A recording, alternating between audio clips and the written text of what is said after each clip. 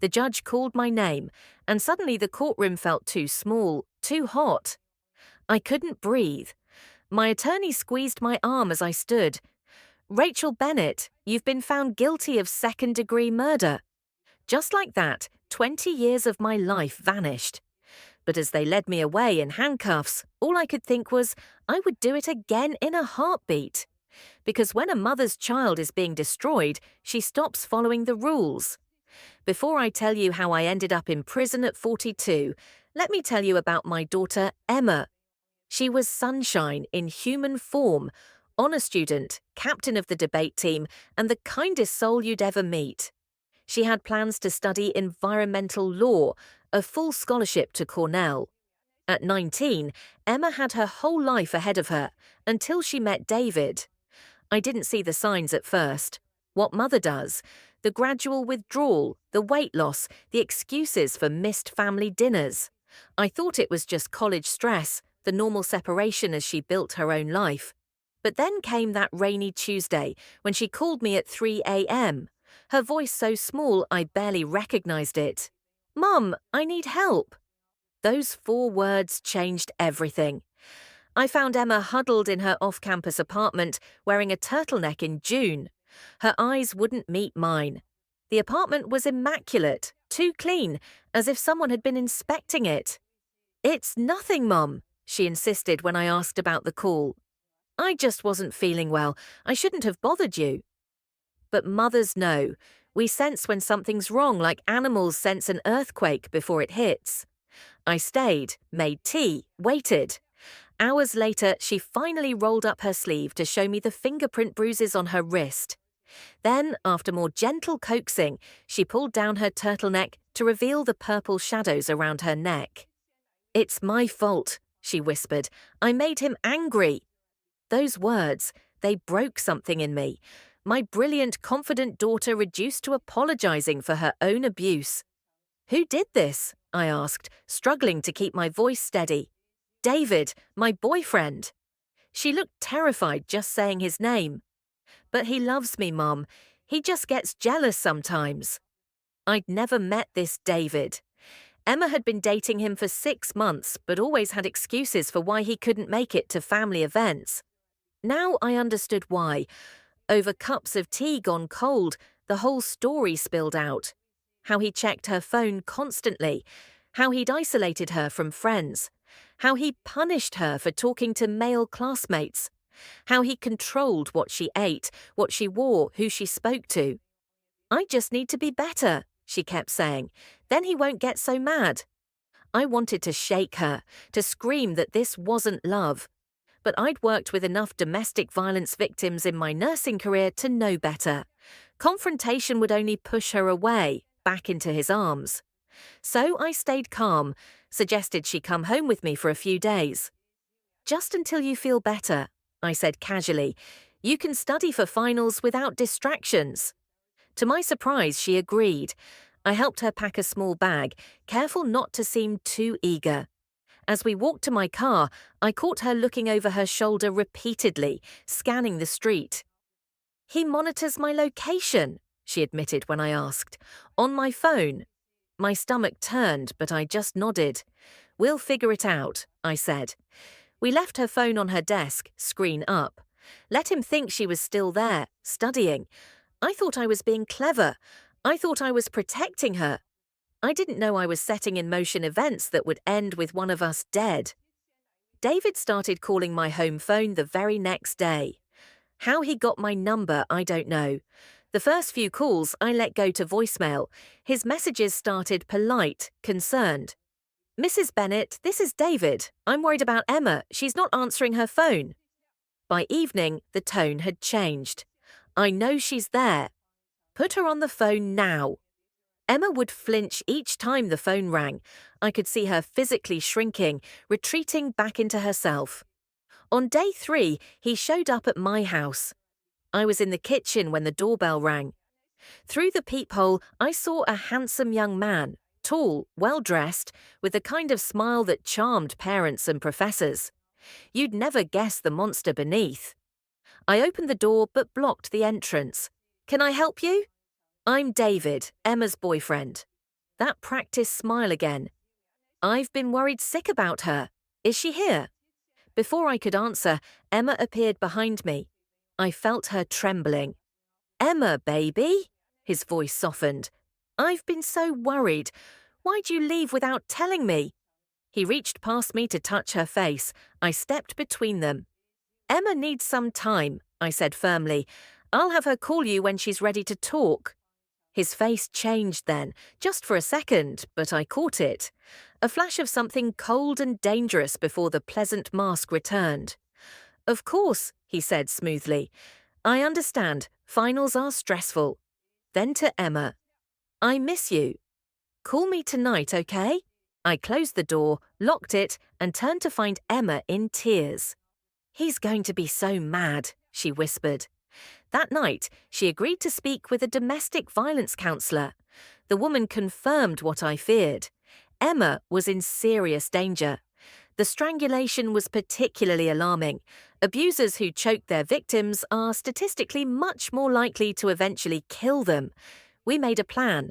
Emma would stay with me, file for a restraining order, get counselling.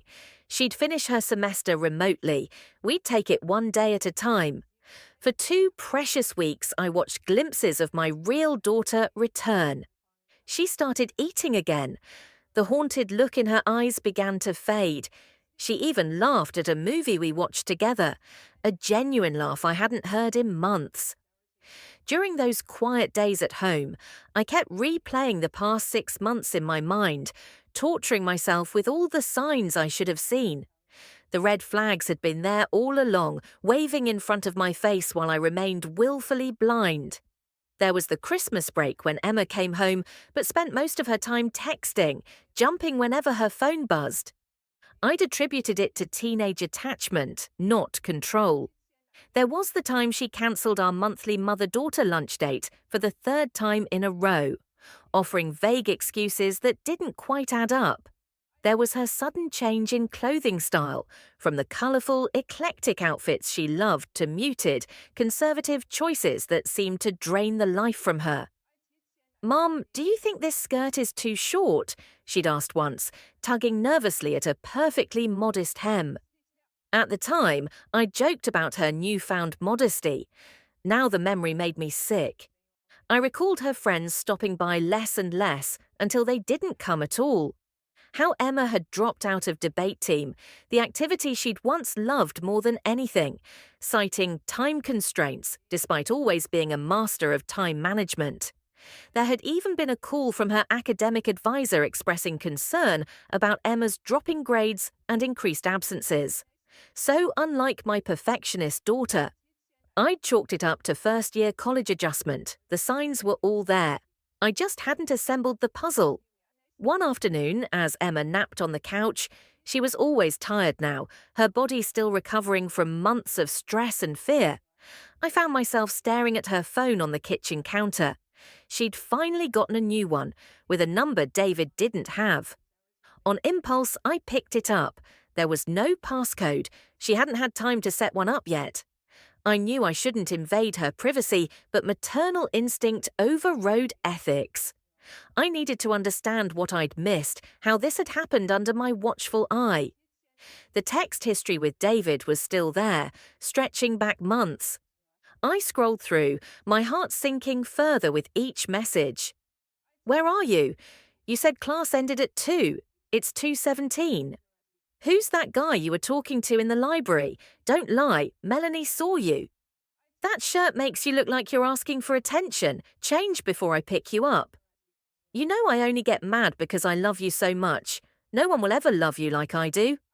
If you ever try to leave me, I'll make sure you regret it. We're meant to be together forever. The progression was textbook, from excessive concern to outright threats. And between David's messages were Emma's desperate attempts to placate him. I'm sorry, I stopped to talk to my professor. He's just my lab partner, I promise. I'll change right now, I'm sorry. I know you love me, I love you too. I would never leave you, I promise. Reading those exchanges, I understood how gradually the trap had closed around her. How Emma, my strong, brilliant Emma, had been systematically broken down, isolated and controlled until she couldn't see a way out. I set the phone down, wiping tears from my face. I wouldn't let him win. I wouldn't let him steal my daughter's light. If only I had known then how far he would go to keep her. If only I had realized what he was truly capable of. I was working the night shift at the hospital. Emma had insisted she'd be fine alone. The doors were locked, the alarm was set, and David had seemingly backed off after being served with the restraining order. "Go to work, Mum," she'd said. "You can't put your life on hold forever. I'll be okay." I'd hesitated, but she was right. We couldn't live in fear indefinitely. Besides, she was showing real progress, standing taller, speaking more confidently. The restraining order seemed to be working. David had made no contact in 5 days. "Call me if anything feels off," I insisted. "Anything at all." "I will," she promised, "but nothing's going to happen." My shift at the hospital was busy. A multi-car accident had the emergency room packed with patients. I was assisting with a particularly critical case when my phone vibrated in my pocket. Once, twice, 3 times. I couldn't answer. When I finally checked during a quick break, my blood ran cold. 3 missed calls from Emma and a text. "He's outside, in the backyard. I think he's trying to get in." That was 20 minutes ago. I called her immediately. No answer. I tried again. Nothing. At 11:42 p.m., my phone rang. Emma's voice came through in broken whispers. "Mom, he's here, in the house. Help me." Then silence. I called 911 while running to my car, barely pausing to tell my supervisor I had a family emergency. The dispatcher assured me officers would be dispatched immediately, but our suburb was at least 15 minutes from the nearest police station. The 8-minute drive home was the longest of my life. I kept trying Emma's phone. No answer. I prayed to a God I wasn't sure I believed in anymore, promising anything if Emma would be safe. When I pulled onto our street, there were no police cars yet. No signs of disturbance. Just my quiet suburban home with the porch light I'd left on. I should have waited for the police. That's what they told me later. That's what any reasonable person would have done. But mothers aren't reasonable when their children are in danger. I entered through the back door, using my key. The glass panel beside the door had been shattered. That's how he got in. The house was dark, silent. I called Emma's name softly. Nothing. In the living room, a lamp had been knocked over. My heart pounded as I moved toward the stairs, grabbing a heavy flashlight from the hall table. I heard it then, a muffled cry from Emma's bedroom. What I saw when I pushed open that door will haunt me until my dying day. Emma on the floor, David straddling her, his hands around her throat. Her face was turning blue, her legs kicking weakly. Something primitive took over. I wasn't Rachel Bennett, respected nurse and suburban mum. I was a mother animal protecting her young. I don't remember crossing the room. I don't remember the first blow. The prosecutor would later describe in graphic detail how I struck David repeatedly with the flashlight, even after he released Emma and turned to defend himself. How I continued striking him even after he fell unconscious. I only remember Emma's gasping breaths as I gathered her into my arms, rocking her like I did when she was small. "It's okay, baby," I whispered. "He can't hurt you anymore." I didn't know then that David was already dead. I didn't know that my life as I knew it was over too. The trial lasted 2 weeks.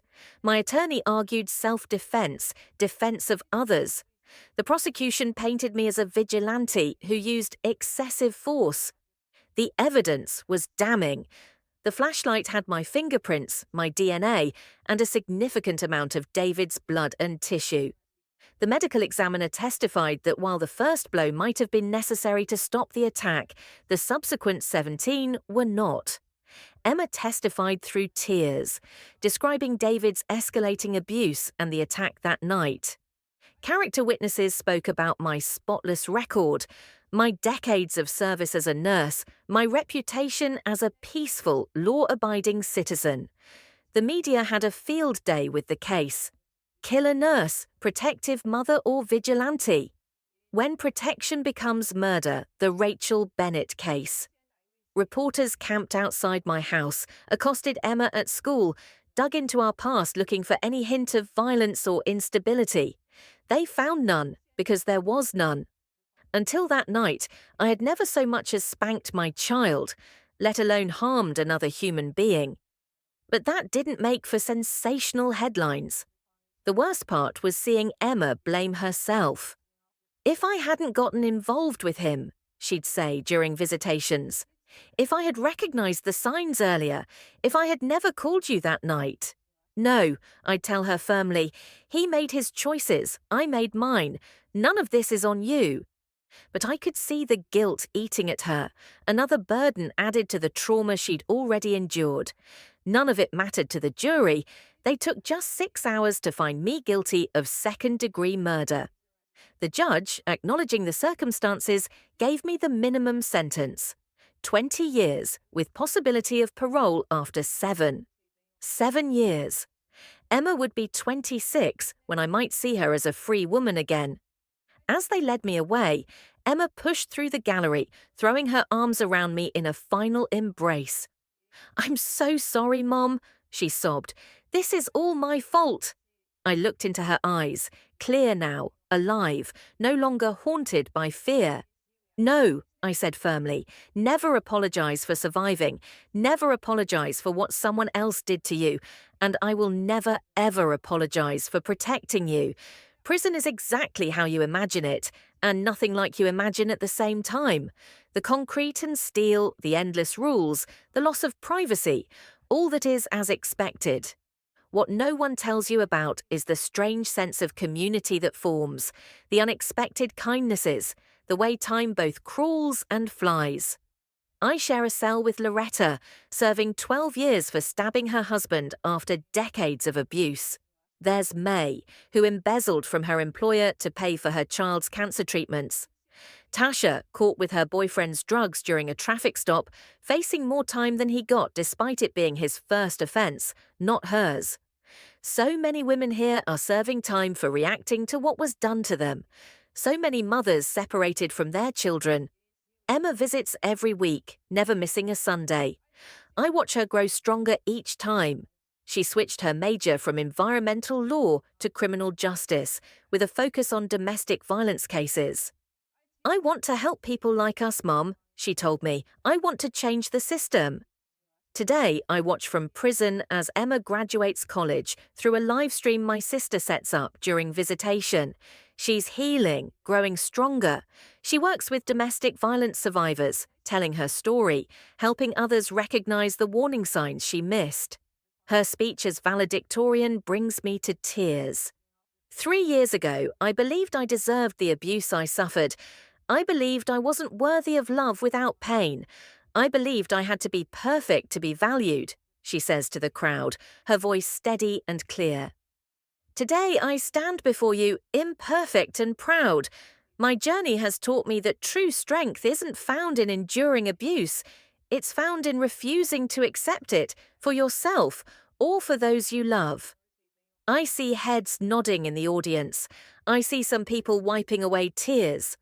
My mother taught me the most important lesson of my life, Emma continues. She taught me that I never have to apologize for taking up space in this world. She sacrificed everything to show me that I matter, that I deserve to be safe, that I am worthy of real love. Pride swells in my chest, pushing against the grief that's been my constant companion. Worth it. All of it was worth it to see her standing tall, unbroken, helping others find their voices. People ask if I regret what I did, knowing the cost. The truth is complicated. I regret that a human life was lost. I regret the pain my incarceration causes Emma. I regret not recognizing the danger sooner. But protect my daughter? Never. Some say I should have waited for the police. Easy to say when it's not your child turning blue, when each second doesn't mean the difference between life and death. I made my choice in a split second.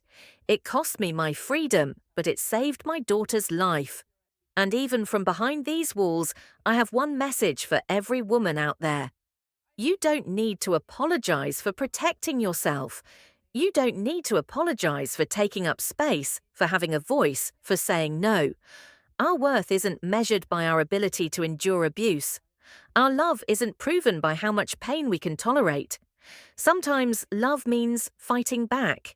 Sometimes the most courageous act is to stop saying, "I'm sorry," and start saying no more. If this story resonated with you, please hit the like button and subscribe to my channel. Every week, I share stories of women whose lives were changed by domestic violence, both survivors and those still finding their way out. Leave a comment below. What warning signs do you think parents should watch for in their children's relationships? What would you have done in Rachel's situation? For those currently in abusive relationships, remember, you are not alone. Resources are available. The National Domestic Violence Hotline is 1-879-923, and I've included more resources in the description below. Share this video with someone who needs to hear that they don't have to apologize for protecting themselves or their loved ones. Because the most important thing I've learned is this: sometimes the bravest thing you can do is stop saying "I'm sorry" and start saying no more.